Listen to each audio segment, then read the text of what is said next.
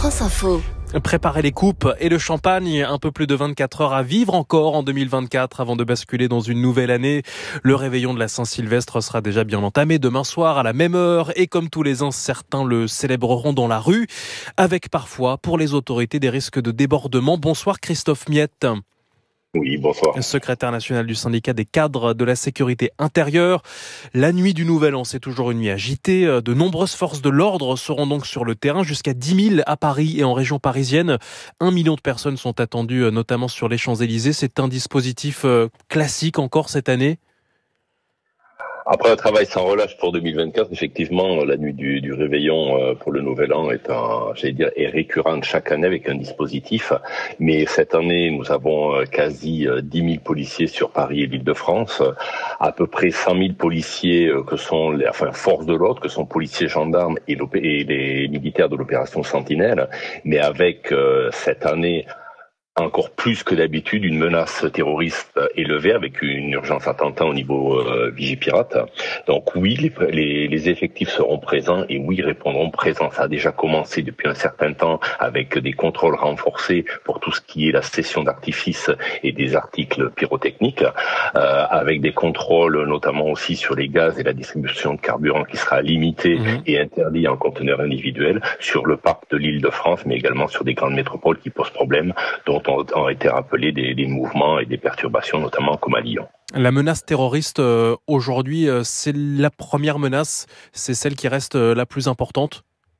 C'est une des menaces qui est prise très au sérieux par le ministère de l'Intérieur et les services de renseignement qui travaillent dans ce sens pour essayer et donner le maximum de gages de sécurité pour que le Nouvel An et ce réveillon reste une fête pour l'ensemble des Français, de nos concitoyens. Il y a des lieux dans ces conditions, dans des soirées comme celle-ci, à protéger en priorité pour les forces de l'ordre? Oui, bien sûr. Vous avez l'exemple de l'Île-de-France avec Paris, avec l'avenue des Champs-Élysées, qui sera interdite à toute circulation motorisée, et avec un contrôle, une zone piétonnisée, avec plusieurs points d'entrée spécifiques et des filtrages de la part des forces de l'ordre pour s'assurer que les festifs puissent s'y rendre en toute sécurité. Au-delà de la menace terroriste que vous évoquiez, Christophe Miette, quels sont les principaux débordements que l'on peut redouter dans une nuit comme celle-là ?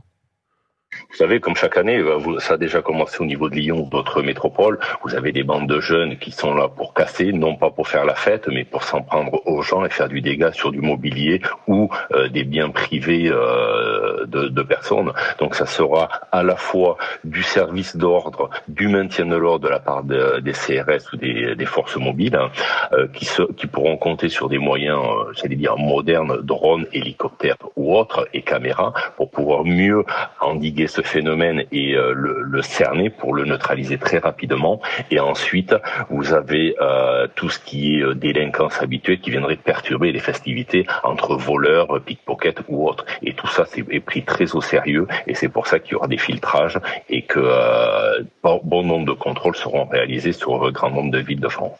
Des contrôles aussi peut-être sur la consommation d'alcool, là c'est peut-être plus en dehors des grandes villes.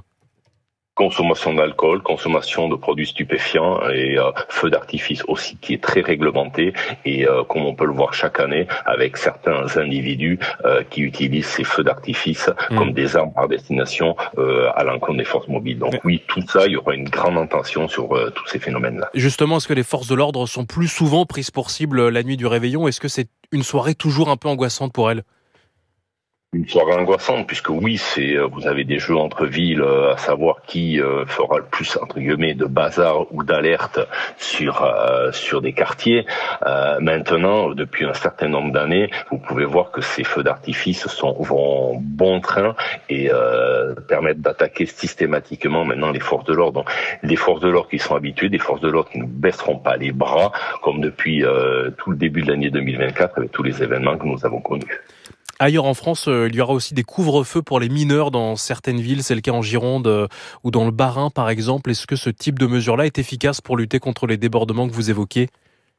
Ça permet, ça ne fait pas tout, c'est pas la solution miracle, mais ça permet aussi de canaliser certaines populations avec des mineurs de 12, 13, voire 14 ans qui n'ont rien à faire au-delà de minuit ou 1h du matin à traîner dans les rues seuls.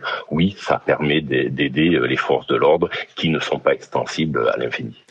Quel est l'état d'esprit des forces de l'ordre en cette fin d'année? Vous parliez d'une année éprouvante. Les forces de l'ordre sont plus fatiguées là cette année, en cette fin 2024, que d'habitude encore? Vous savez, on a connu une année 2024 avec une formidable adhésion du peuple français autour des forces de l'ordre. Je veux bien sûr parler Pour les JO. durant les Jeux Olympiques. Maintenant, vous avez eu depuis pas mal d'années, entre tous les plans Vigipirate, les alertes attentats, vous avez eu les événements de 2023, d'été 2003 avec des émeutes.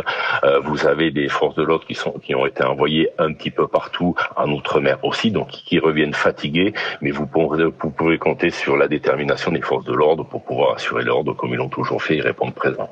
Merci beaucoup Christophe Miette, secrétaire national du syndicat des cadres de la sécurité intérieure.